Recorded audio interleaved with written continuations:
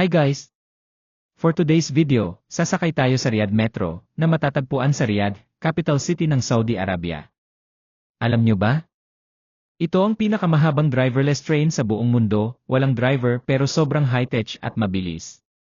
Pagpasok pa lang sa istasyon, ramdam mo na agad ang modern vibes, malinis, malamig, at parang nasa future.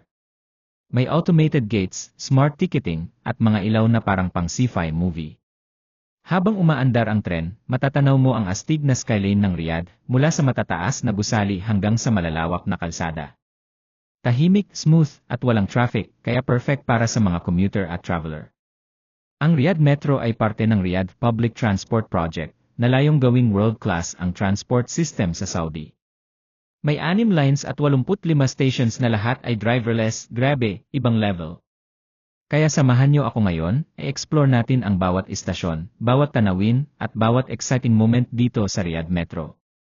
Let's go!